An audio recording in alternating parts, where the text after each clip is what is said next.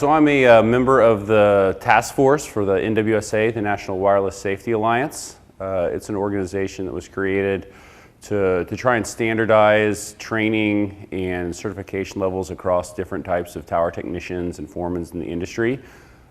Historically in the past, there's a lot of different skills that go into different technician levels and foreman levels within the industry.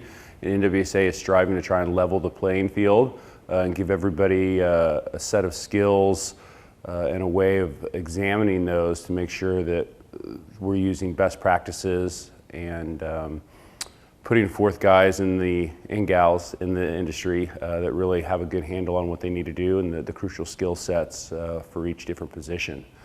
So as a member of the task force, we're currently meeting about every 6 weeks and working on the testing questions and the different criteria for the different levels, things like prerequisites, training levels, and things like that, to set guys up for success in the field, and to also give companies, something that they can base decisions on who to bring in and what constitutes a good crew and what needs to be present on those teams to be safe and provide a good quality outcome on tower sites.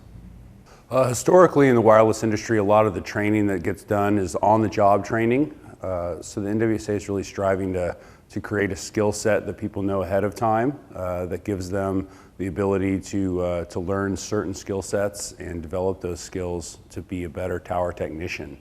There's certain things that we need to do the right way in the industry, and we're writing the questions and the test procedures to try and highlight those and make sure that a tower technician that claims to be a level 1 or level 2 really has some sort of examination and standard that they've been held to make sure that training and the skill sets are really there.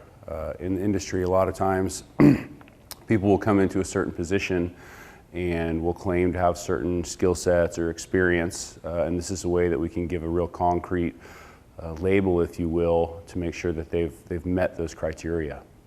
So the NWSA already has taken a lot of steps to furthering this program. We're working on developing the written and practical exams for the first level, Tower Technician 1.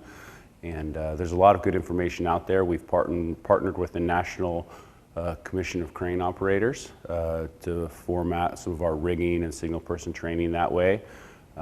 If you want more information, you can go to NWS-A.org. And there's a whole bunch of information on why that was created, who's involved, and as we develop more of the tests and procedures, that'll all get laid out there so guys can follow along and get ready to take their tests.